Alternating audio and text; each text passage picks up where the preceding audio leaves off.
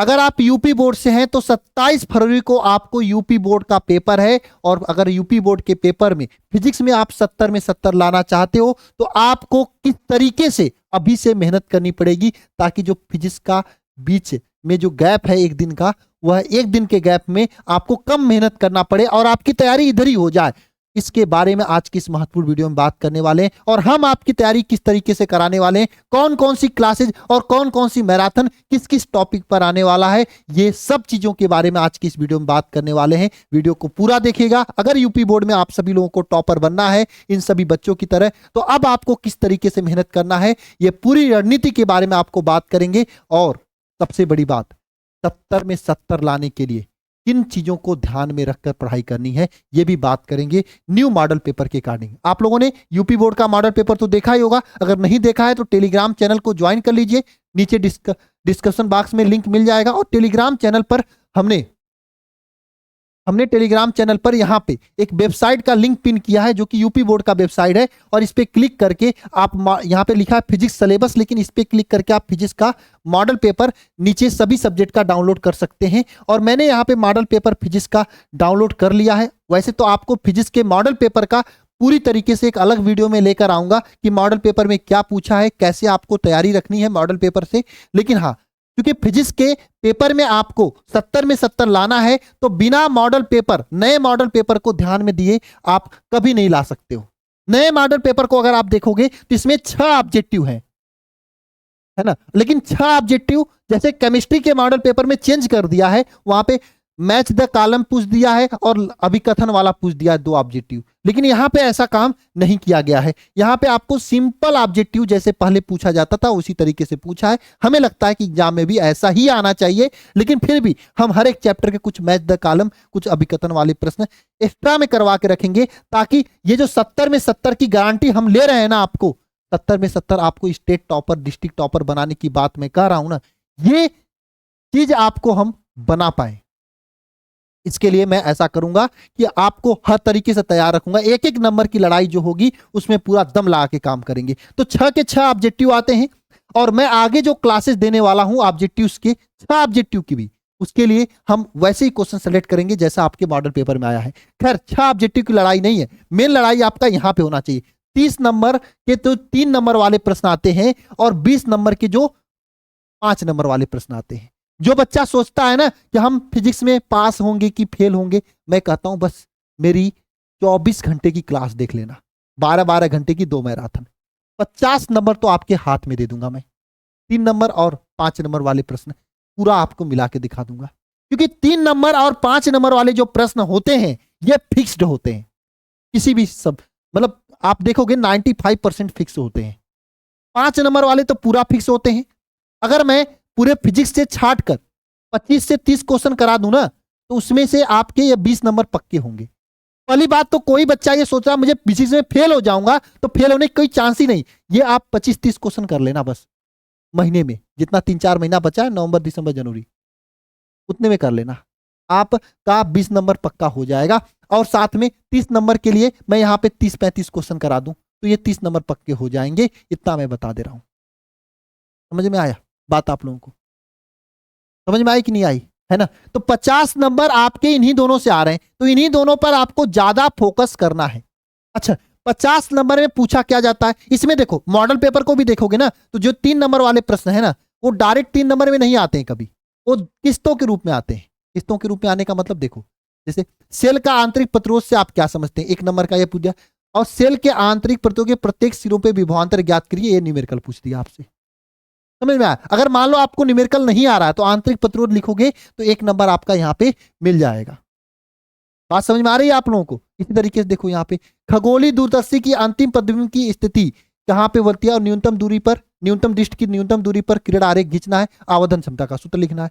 तो अगर आप किरण आरेख खींच लिए तो 2 नंबर और 1 नंबर आपका आवर्धन क्षमता का। तो क्वेश्चन किस्तों के रूप में पूछता है। हालांकि इस पे हम डिटेल डिस्कशन आगे की एक वीडियो लाऊंगा, मॉडल पेपर में क्या परिवर्तन आया उसमें करेंगे हम लोग, ठीक है? तो ये किस्तों के रूप में जो क्वेश्चन पूछ रहा है, इसमें डेरिवेशन प्लस परिभाषा पूछ रहा है या फिर परिभाषा प्लस न्यूमेरिकल पूछ रहा है। आप देखोगे ना बहुत सारे क्वेश्चन ऐसे मिलेंगे। देखो जैसे ये अंगा वाला प्रश्न है, 6C12 की प्रति न्यूक्लियन बंधन ऊर्जा की गणना करिए। आपका ये परिभाषा हो गया, मतलब ये न्यूमेरिकल हो गया। अच्छा, ये डायरेक्ट 3 नंबर का न्यूमेरिकल ही पूछ लिया है, खैर छोड़िए। यहाँ पे देखो, प्रकाश वैद्युत प्रभाव का एक प्रयोग का प्रेक्षण नीचे दिया गया है, इसमें कार्यफलन लिखिए। इसमें भी डायरेक्ट न्यूमेरिकल ही पूछ लिया है। तो इसमें आप देखोगे नीचे, नीचे कहा गया, हाँ नीचे, हाँ 5 नंबर वाले में, 5 नंबर वाले में क्या करता है, देखो 5 नंबर वाले में क्या करता है कि आपसे डेरिवेशन पूछता है और डेरिवेशन के साथ में परिभाषा पूछता है, या परिभाषा पूछता है उसके साथ में न्यूमेरिकल पूछता है। इस तरीके का क्वेश्चन पूछता है। तो आपको कोई भी प्रश्न देख लो, जैसे समांतर प्लेट संधारित्र के लिए सूत्र का निगमन करिए, और नीचे देखो प्रश्न एक न्यूमेरिकल यहाँ पे पूछ दिया है ना। एक समांतर प्लेट संधारित्र से उसका क्षेत्रफल दे रखा है, बीचों की दूरी दे रखा है, 300 वाट का विभवांतर दे रखा है, और यहाँ पर परावर्तनांक के का मान दे रखा है। तो यहाँ पर आपको देखो, यहाँ पर आपको सब कुछ देने के बाद देखो 2 नंबर की ये परिभाषा है, और इसके बाद नीचे देखोगे आप सभी लोग तो एक एक नंबर, डेढ़ नंबर का ये 2 आपका यहाँ पे मान ज्ञात करने वाली बात है।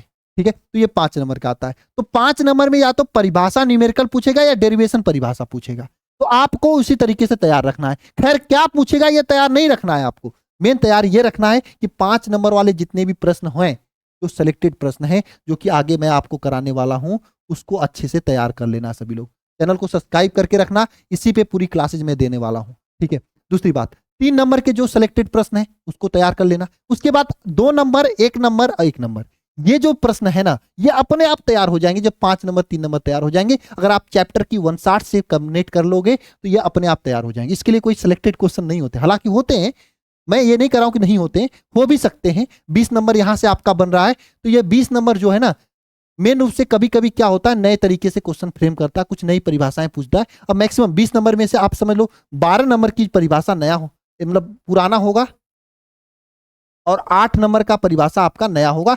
लेकिन अगर आप चैप्टर बढ़िया से पढ़े रहोगे तो इसको कनेक्ट कर लोगे, आपको कनेक्ट करने से कोई रोक नहीं सकता है। ठीक है, तो अब पढ़ना कैसे आप लोगों को ध्यान से समझना। देखो, न्यू मॉडल पेपर के अनुसार मैं पहली बात आप सभी लोगों को चैप्टर को 160 से कनेक्ट करना है, 160 से पढ़ना है। क्यों पढ़ना है भैया? क्योंकि भैया ये जो 20 नंबर की बात है ना, इसमें से जो ये प्रश्न है ना, अगर आप 160 से नहीं कनेक्ट करोगे ना, कुछ छोटे प्रश्न ऐसे घुमा के पूछ देंगे तो नहीं हो पाएंगे। इसलिए चैप्टर को 160 से कनेक्ट करना है। सबसे पहला काम आपको ये करना है, जरूर करना है। और ये चैप्टर से 160 कनेक्ट आप नवंबर दिसंबर के महीना में कर लो, नवंबर प्लस दिसंबर में कर लो। आप ऐसा अपना टारगेट बनाओ कि नवंबर में फर्स्ट फिजिक्स खत्म कर लो, दिसंबर में सेकंड फिजिक्स खत्म कर लो, ऐसा टारगेट बनाओ। और यही टारगेट के साथ में हम इसमें आपकी ये वरदान बैच में क्लासेस भी दे रहे हैं एकदम बढ़िया तरीके से। मेरा टारगेट है कि नवंबर में आपको फर्स्ट फिजिक्स, दिसंबर में सेकंड फिजिक्स खत्म करने का। दूसरी टारगेट यह है, हर एक चैप्टर का मैं पीला पेपर इसमें दूंगा, यूपी बोर्ड का। यूपी बोर्ड का पेपर पीला आता है, और पीला पेपर दूंगा हर एक चैप्टर का इस वरदान बैच में। खैर वह पीला पेपर का एक गारंटी होगी कि उसमें से क्वेश्चन पक्का फंसेगा, लेकिन उसकी एक और गारंटी होगी कि आपको वह पीला पेपर कष्ट करके लाइव आके करना पड़ेगा, रिकॉर्डिंग वो नहीं मिलेगा आपको ऐप में।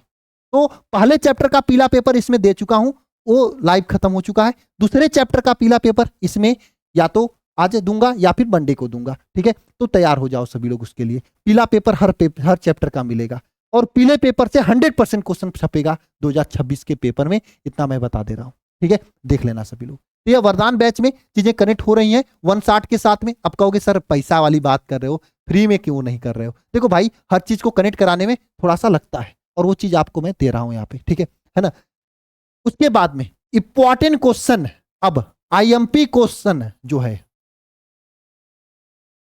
पैटर्न के अनुसार तैयार करो, पैटर्न के अनुसार, पैटर्न के अनुसार, पैटर्न के अनुसार। इंपॉर्टेंट क्वेश्चन आपको कैसे तैयार करना है? पैटर्न के अनुसार तैयार करना है, हवाबाजी नहीं करना है। पैटर्न जैसा दिया है उसी के हिसाब से तैयार करना है। और सबसे ज्यादा फोकस पहले 20, 30, 50 नंबर पे करना है। पहले सबसे ज्यादा फोकस किस पे करना है? आपका 20 और 30, 50 नंबर पे करना है। जो आपका यानी कि जो आपका 3 अंक वाला प्रश्न है, और साथ में जो आपका 5 अंक वाला प्रश्न है, इस पे करना है सबसे ज्यादा फोकस, इस पे करना है। 3 अंक और 5 अंक पे इस पे फोकस करना है। ठीक है, सबसे ज्यादा फोकस करना है। ठीक है, इस पे सबसे ज्यादा फोकस करना है क्योंकि 50 अंक यहीं से हैं और 50 अंक आपको मिल गए तो जो फेल होने वाले वो तो फर्स्ट डिवीजन से पास हो जाएंगे और 20 अंक तो आप इसी 160 और इन्हीं में से बहुत सारा सीख जाओगे। दो चीज हो गया। तीसरी चीज आपको क्या करना है और क्या करना है, ये मॉडल पेपर के अनुसार जो गेस पेपर हम दे रहे हैं भैया, गेस पेपर उस पे तो ज्यादा फोकस करना है। जैसे मैं गेस पेपर पहला ही दे रहा हूं, जो बच्चे ज्वाइन हैं उनको पता होगा इसमें फुल पेपर टेस्ट होने वाला है। इस वरदान बैच में फुल पेपर टेस्ट होने वाला है। फुल पेपर टेस्ट मतलब आपका 2 बजे से 5 बजे जैसे पेपर का टाइमिंग है, उसी टाइमिंग में आप सभी लोगों का इसी संडे 9 तारीख को यानी कल 9 नवंबर को मैं टेस्ट लूंगा चैप्टर 1 to 5 का, है ना, चैप्टर 1 to 5 का, 1 से 5 का ये टेस्ट लेने वाला हूं। इसके लिए सभी लोग तैयार रहना।